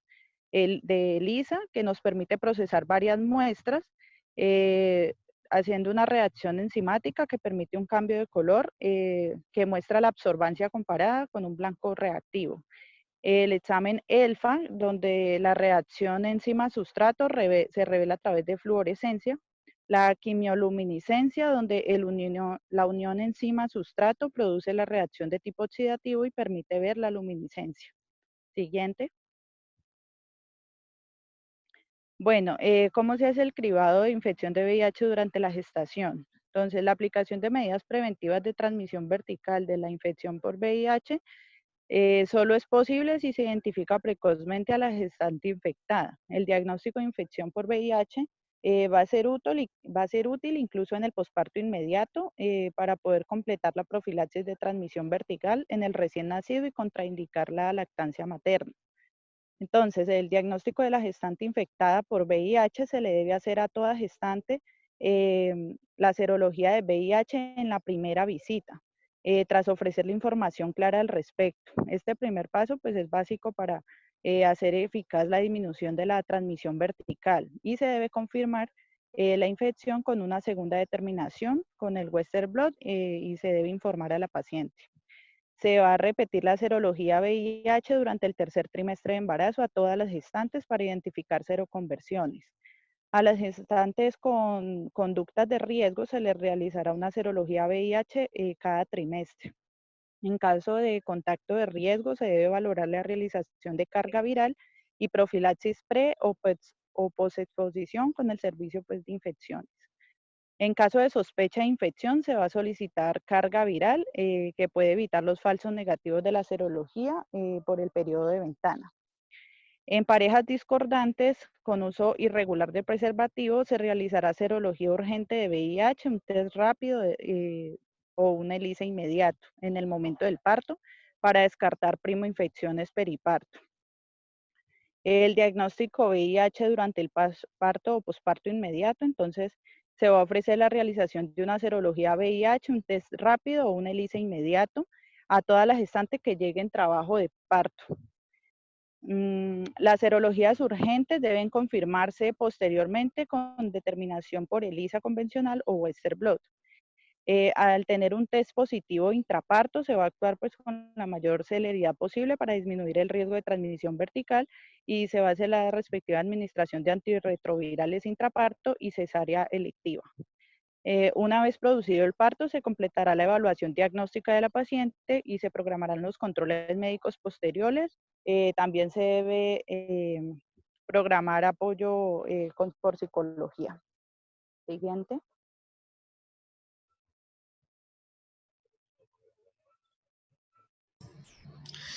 Bueno, como tratamiento durante el embarazo, pues vamos a ver de que se debe hacer un manejo multidisciplinario. ¿Esto qué quiere decir? Que se debe trabajar a la paciente desde la parte de psicología, desde la parte de trabajo social, desde la parte de infectología. Naturalmente se debe hacer una buena historia clínica, mirar qué antecedentes tiene esa persona, si esa mujer está consumiendo alguna sustancia psicoactiva, cuáles conductas de riesgo de tipo sexual tiene. También se debe hacer como exámenes de rutina la parte de las funciones renales, creatinina sérica, hemograma y vamos a detectar algún tipo de bacteriuria. Cuantificación de RNA VIH en plasma para saber, digamos, el recuento de los para saber la cantidad de virus que está presente. Asimismo, también se debe hacer el recuento de los linfocitos TCD4, que sabemos que es las células blancas donde se va a disminuir cuando una infección de VIH. También se debe hacer prueba de resistencias antirretrovirales. Esto es muy importante, dicen las guías, porque de eso, pues, digamos, la parte de infectología va a saber manejar qué tratamiento debe dársele y qué no debe dársele. Concentraciones de aminotransferasas hepáticas. ¿Por qué? Porque los medicamentos para el VIH, pues, son muy hepatotóxicos y, pues, nefrotóxicos también. Detección de serología para herpes simple tipo 1, tipo 2, los citomegalovirus, toxoplasmosis, hepatitis C, para saber si tiene algún tipo de infecciones oportunistas la paciente. así como radiografía torácica. ¿Para qué? Para mirar algún tipo de neumonía. Recordemos que el tracto respiratorio pues es también muy indicativo de alguna inmunosupresión en estos tipos de pacientes. Valoración si la paciente necesita vacunas neumocóxicas, también como la hepatitis B, la hepatitis A, TDAP, que es tétano, difteria, tosferina. Vacunación contra hepatitis B, contra la hepatitis A, como ya dije, lo mismo la prueba de tuberculosis y también una valoración ecográfica para establecer la edad gestacional. Siguiente, por favor. Listo, con respecto al tratamiento, entonces, como ya dije anteriormente, la idea es reducir la transmisión perinatal. Como suplementos profilácticos se dará ácido fólico 5 miligramos en las mujeres que tienen el tratamiento. Esto pues para disminuir defectos en el tubo neural, que también sabemos que los medicamentos ahorita más adelante nos van a explicar que tienen grandes complicaciones en la parte del tubo neural. Se debe hacer una profilaxis de infecciones oportunistas cuando tenemos conteo de linfocitos TCD4 inferiores a 200. También se le debe dar trimethoprim sulfametaxol 160-800 miligramos al día por 3 días por semana. Y también se puede utilizar pentamidina en aerosol 300 miligramos al mes si la serología para toxoplasmosis es negativa o si la paciente es alérgica. Es importante, las guías siempre nos dicen que el efavirenz está absoluto y completamente contraindicado, sobre todo en el primer trimestre, en las primeras 6 semanas del embarazo, por su alto compromiso del tubo neural, por causar algún tipo de patología de allá, mielomeningocele, etc.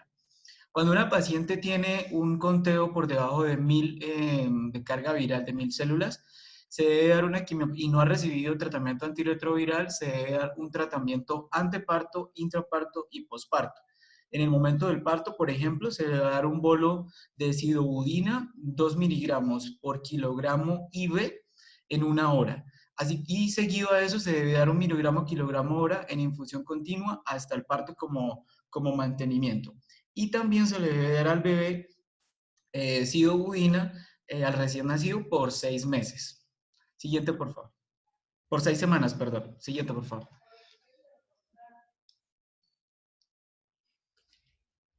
Entonces, esto dice la guía colombiana para la mujer embarazada. Entonces, el tratamiento recomendado es sidobudina. Bueno, primero es un análogo nucleósido o un nucleótido de la transcriptasa inversa. Tenemos la sidobudina más la lamivudina. Y uno del tercer componente, que puede ser lopinavir, ritonavir o atazanavir y ritonavir. Entonces, se debe escoger una combinación del análogo de nucleósido nucleótido más una del tercer componente. Ya las alternativas, digamos, la parte de abajo, si por alguna razón la paciente tiene alguna reacción alérgica o se presentó una prueba de sensibilidad de que el medicamento no le está haciendo, entonces tenemos los medicamentos de alternativa que reemplaza el tratamiento recomendado. En el caso de requerirlo, es posible combinar el recomendado, o sea, un nucleótido de transcriptasa inversa más una opción del tercer componente, que en este caso vendría siendo nevirapina. Siguiente, por favor. Entonces, hay unas pautas de tratamiento que dice la guía, yo más o menos las quise resumir, son las siguientes, las más importantes. La sidobudina es el medicamento de elección para el tratamiento para antirretroviral paciente embarazada, pues siempre y cuando que no exista resistencia a la misma o en pacientes con algún tipo de anemia. Incluye 2 inhibidores de la transcriptasa inversa, análogos del nucleósido, más un inhibidor de la proteasa, que es el que vimos ya anteriormente. No se recomienda iniciar nevirapina de una vez en gestante con recuento de CD4 superiores a 250 milímetros cúbicos por su potencial hepatotoxicidad. Si la paciente ya se inició con nevirapina, no debe suspenderse. Como ya les había dicho, el efavirenz es un fármaco de categoría D, según la FDA, y está contraindicado en el primer trimestre por su efecto teratogénico y defectos en el tubo neural. Si en el caso tal de que la paciente lo llegue a requerir por un extremo que no esté otros medicamentos disponibles o que presenta algún tipo de resistencia a los otros, el efavirenz se puede dar, pero después de la 8ª semana que ya ha pasado el periodo de organogénesis. Si la mujer viene recibiendo un tratamiento con su presión viral óptima y ella lo tolera bien y no está, digamos, el efavirenz, entonces, y queda embarazada, se debe mantener ese mismo esquema, no se debe cambiar. Pero acá no se debe hacer una combinación de la estaudina más la dinanocina. En mujeres gestantes debe continuarse el tratamiento después de finalizado el embarazo, naturalmente, para disminuir las pérdidas de seguimiento y unas posibles o complicaciones asociadas. Dicho tratamiento pues puede sufrir modificaciones en caso tal de que el conteo de CD4 esté disminuyendo, por ejemplo. Siguiente, por favor.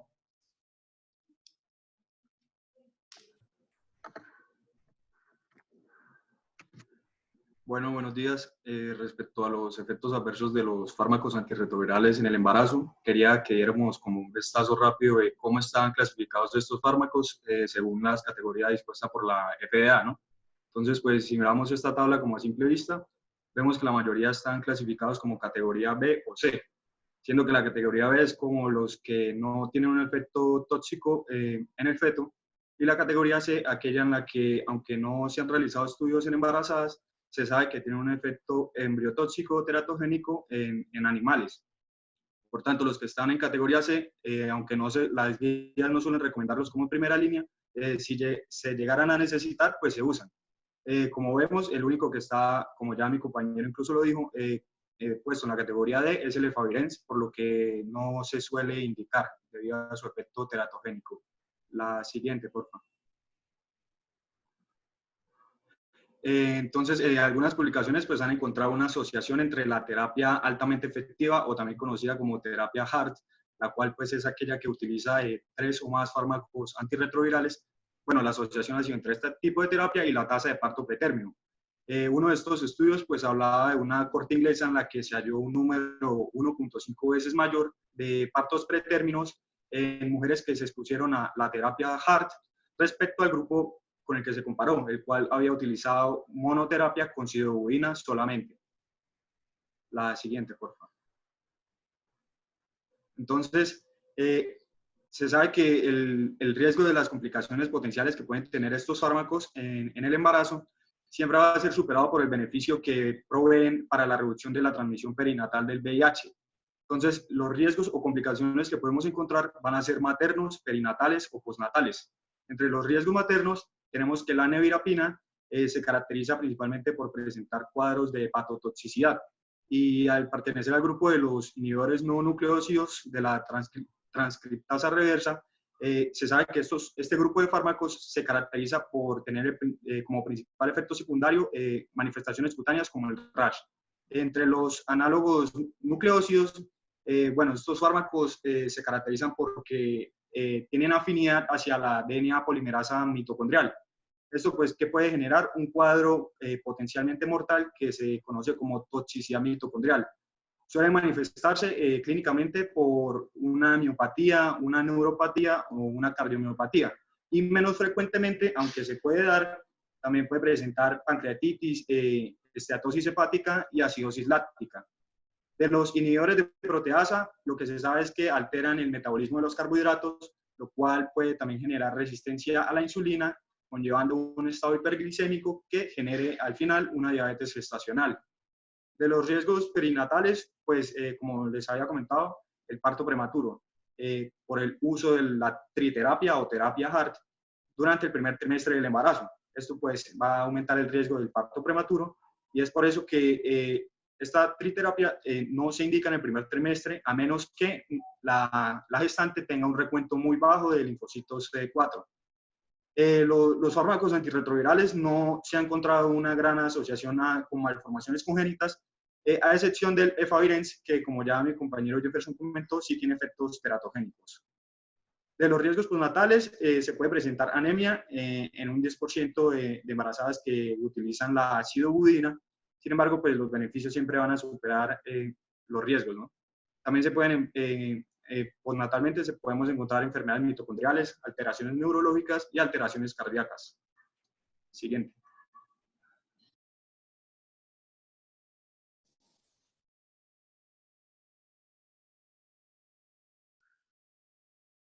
Ahora vamos a ver la asesoría para la concepción. Siguiente.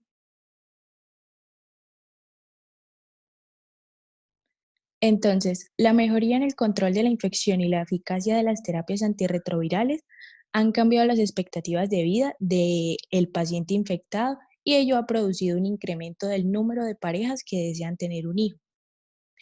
El objetivo entonces de este consejo preconcepcional en la mujer infectada por el VIH será obtener un óptimo estado de salud previo a la gestación. Entonces, este consejo preconcepcional va a incluir varios puntos. En primer lugar, tenemos una contracepción efectiva, o sea, que se evite la fecundación mientras se obtiene un estado óptimo para que se dé esta gestación. Es decir, hacer un control virológico e inmunológico, un buen seguimiento clínico y un buen cumplimiento del tratamiento. En segundo lugar, se debe informar del riesgo de transmisión vertical, las estrategias de prevención, los potenciales efectos adversos de la medicación durante el embarazo y sobre los riesgos obstétricos como la prematuridad y la preeclampsia. En tercer lugar, también se debe prevenir la transmisión sexual mediante el uso de preservativo y si los miembros de la pareja tienen un patrón virológico diferente o son serodiscordantes para el VIH, es decir, que uno de los dos tenga el VIH y el otro no.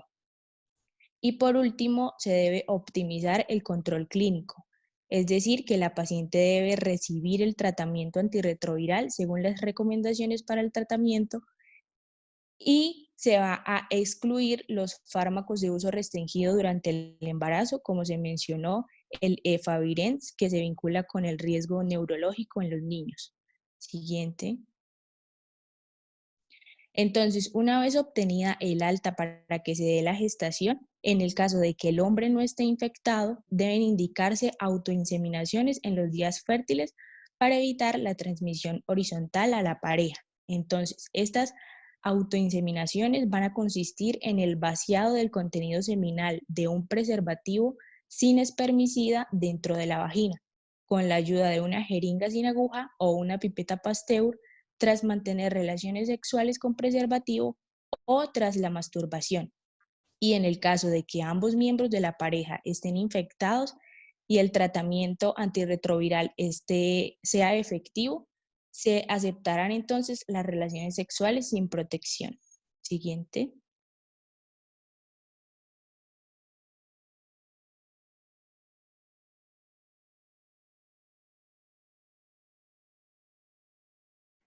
Bueno, buenos días. Doctor, me disculpo, lo que pasa es que no me sirve la cámara. Bueno, entonces continuando, debemos tener en cuenta algunas acciones que debemos realizar durante el parto en la mujer que está infectada con VIH. Sabemos que el parto es el periodo en el que se van a producir la mayoría de los casos de transmisión materno-fetal, aunque no se sabe cuál es el mecanismo exacto. Sabemos que puede ser por microtransfusiones sanguíneas, por ascenso de virus a través de la vagina o cervix, por absorción del virus a través del tracto digestivo. Entonces, lo importante va a ser aplicar medidas terapéuticas y lo más importante también es disminuir la carga viral de la madre. Entonces, debemos tomar la decisión de implicar a la madre, al equipo médico, teniendo en cuenta entonces la carga viral entre las 34 a 36 semanas, que haya una eficacia en la cesárea electiva, en la prevención de la transmisión vertical, y que haya una terapia combinada durante el embarazo. Entonces, para el parto vaginal vamos a considerar unos criterios importantes, que son el primero, que la mujer se haya realizado correctamente el tratamiento antirretroviral combinado durante la gestación. El segundo, que la viremia de la mujer esté indetectable. El punto de corte pues va a variar según la técnica de detección, pero habitualmente es que haya menos de 50 copias por mililitro. Debemos tener también que la mujer se haya realizado un buen control durante la gestación y que la gestacional sea de más de 34 semanas. En estos casos, si hay opción a parto vaginal y gestantes a término, pues el tratamiento intraparto con sidobina no se va a indicar porque no se ha demostrado que haya una disminución adicional de riesgo de transmisión vertical. Y la inducción del parto no está contraindicada, pero entonces debemos limitarla a casos donde haya un pronóstico favorable. O sea, por ejemplo, las condiciones cervicales de la mamá, la paridad, el peso fetal estimado, y también que se cumplan el resto de criterios para el parto vaginal.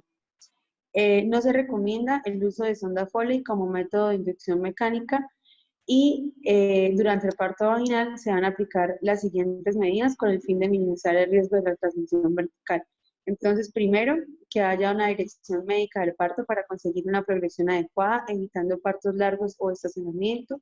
Segundo, evitar evitar lo más posible maniobras invasivas durante el parto, un parto instrumental o una episiotomía. Entonces, lo que tenemos que tener en cuenta es tratar de mantener las membranas íntegras.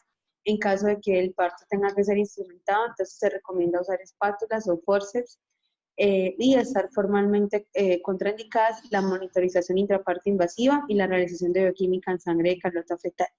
Debemos también lavar inmediatamente tras el parto del recién nacido, administrar siempre la medicación parenteral y en caso de atonía uterina, evitar el uso de metelguín en pacientes tratadas con inhibidores de proteasa o efavirenz, porque esto nos puede generar una vasoconstricción excesiva por inhibición de la CPY3 A4. Bueno, también debemos tener en cuenta que el Colegio Americano de Obstetras y Ginecólogos nos recomienda que se discuta el parto por cesárea programado y se recomiende a mujeres infectadas con el VIH que las cargas sean entre 1 a más de 1000 copias por mililitro. Y el parto programado se va a recomendar a las 38 semanas de gestación para evitar el parto espontáneo. Siguiente, por favor.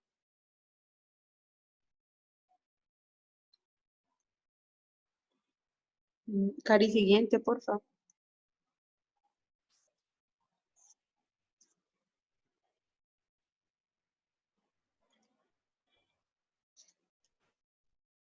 Bueno, en cuanto al tratamiento antirretroviral durante el parto, bueno, también para la cesárea, debemos tener en cuenta que la viremia pues sean también indetectables. La cesárea va a ser cuando la viremia es detectable, cuando no hay tratamiento antirretroviral combinado, cuando el diagnóstico del VIH se hizo en el tercer trimestre, cuando la mujer tiene menos de 34 semanas de gestación, cuando no hay aceptación de parto vaginal por parte de la materna, cuando la presentación no es cefálica, cuando no hay una progresión adecuada del parto. Y entonces, en este caso, el tratamiento antirretroviral durante el parto vaginal o la cesárea va a ser vía oral, combinado y se va a mantener intraparto. Entonces vamos a tener sidobudina IV profiláctica, lo más precozmente puede ser 2 miligramos por kilo inicial, más 1 miligramo por kilo hora, hasta ligar el cordón del recién nacido. Y en caso de cesárea, cuya indicación es la propia infección de VIH, pues debemos tener en cuenta lo que ya les mencioné anteriormente. Cuando se administra entonces la sidobudina IV intraparto, debemos tener en cuenta algunas consideraciones, como que en caso de cesárea electiva, iniciar la administración de sidobudina IV 4 horas antes de la intervención quirúrgica, que en caso de la cesárea en curso de parto por indicación de VIH, si no se ha administrado parcial o totalmente la profilaxis, especialmente en aquellas pacientes que no hayan tenido el tratamiento antirretroviral o que tengan una carga viral muy elevada, pues se va a valorar la administración de la tocolisis. En ningún caso se va a aumentar la velocidad de perfusión IV y tampoco se va a suspender el tratamiento antirretroviral oral, excepto la sidobudina oral. Entonces tenemos el esquema de sidobudina IV más nevirapina 200 miligramos vía oral en caso de diagnóstico intraparto o en ausencia de tratamiento antirretroviral durante la gestación. En gestantes pretérmino no tratadas o con una carga viral detectable y especialmente por debajo de las 32 semanas, se va a administrar nevirapina en dosis única a la madre al menos 2 horas antes de la cesárea para lograr buenos niveles de nevirapina en el bebé por el paso transplacentario. Y posteriormente el tratamiento posparto pues va a ser con sidobudina y lamivudina y se tienen que hacer unas interconsultas antes de dar de alta a la paciente para valorar cómo está la paciente recibiendo el tratamiento. Siguiente, por favor.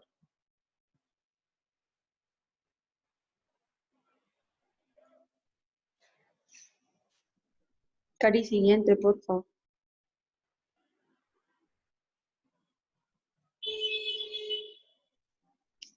Bueno, entonces en la atención postparto vamos a tener que la mayoría de los bebés que contraen VIH de sus madres se van a infectar alrededor del periodo de parto. Durante el trabajo de parto y durante el parto, el bebé queda expuesto a los líquidos corporales de la mamá que pueden transmitir el virus. Entonces, cuando comienza el trabajo de parto en una mujer, pues sabemos que el saco amniótico se rompe y cuando esto ocurre va a aumentar mucho el riesgo del bebé de que contraiga el VIH. Entonces, para evitarlo se van a usar los medicamentos contra el VIH administrados en una vena durante el trabajo de parto y el parto en las mujeres con VIH. Cuando la mujer tiene una carga viral alta, entonces se le va a ofrecer la opción de tener un parto por cesárea. Y el parto por cesárea va a reducir el riesgo de transmitir el VIH al bebé durante el trabajo de parto y también en el parto. En estos casos, en la cesárea, pues se va a realizar poco antes de la fecha prevista del parto, más o menos a las 38 semanas, para disminuir la probabilidad de que comience el trabajo de parto antes de que se practique pues esta cesárea. Y cuando la mujer tiene carga viral más baja, pues no se ha determinado correctamente si el parto por cesárea ayuda a reducir el riesgo de transmitir el VIH al bebé. También tenemos que tener en cuenta que el hecho de realizar el parto por cesárea puede llevar otros riesgos en la mujer con VIH. Por ejemplo, las mujeres que tienen recuentos de CD4 muy disminuidos, pues van a tener un sistema inmunitario muy débil y van a correr mayor riesgo de contraer una infección postquirúrgica. Bueno, entonces después de que nazca el bebé, se le debe hacer prueba de detección de VIH varias veces en los primeros meses para ver el virus en la sangre del bebé.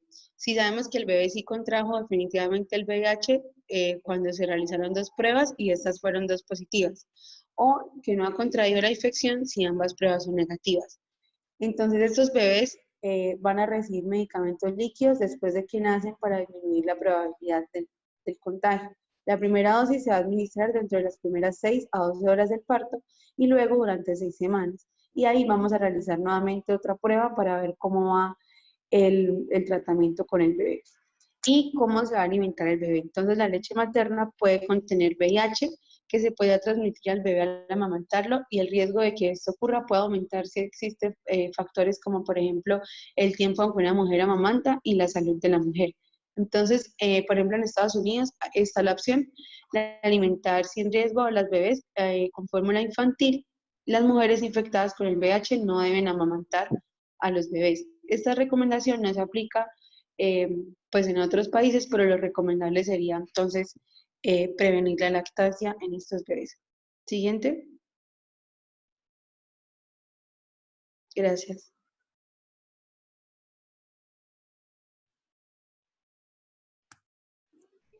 Bueno, muy bien. Felicitaciones al grupo del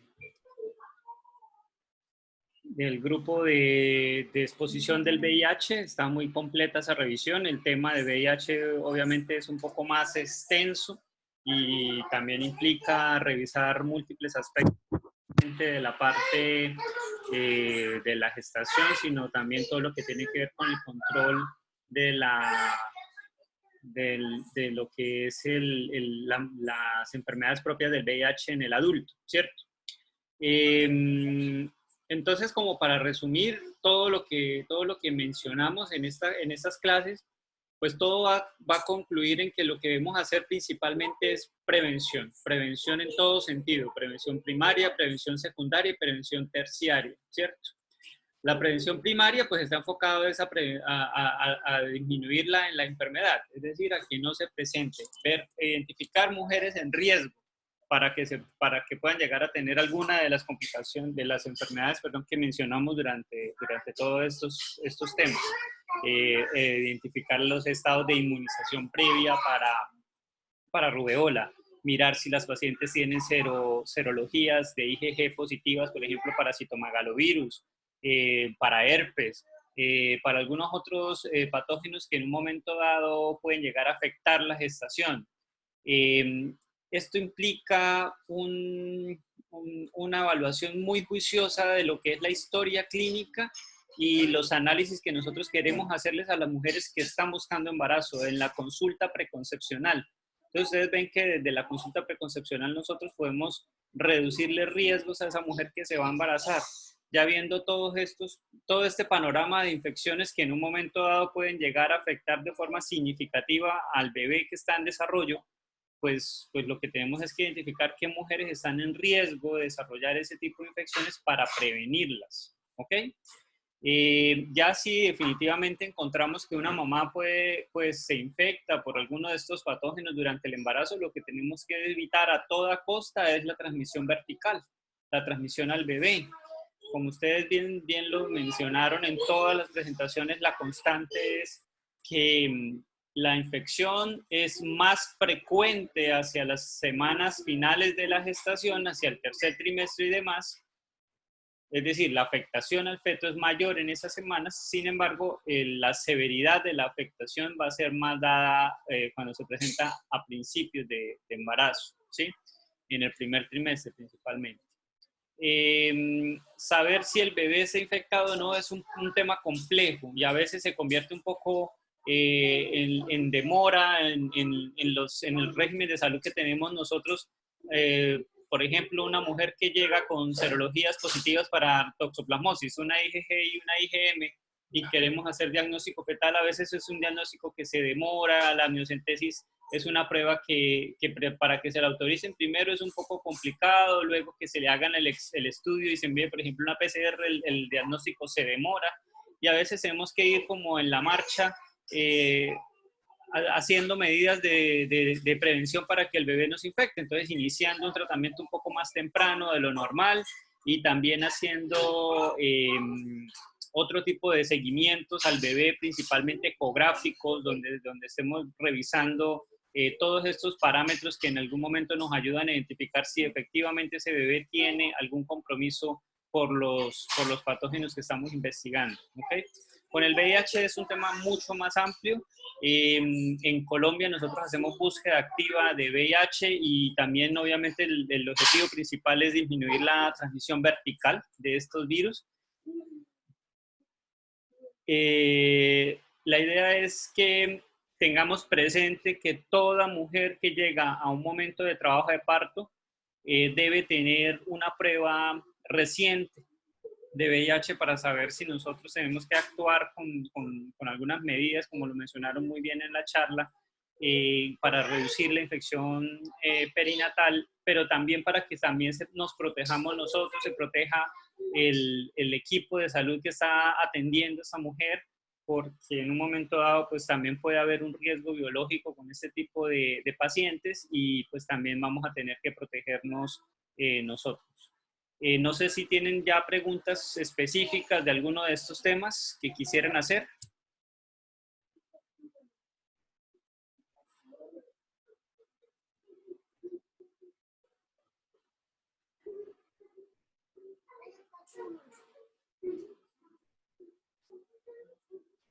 ¿Alguna pregunta?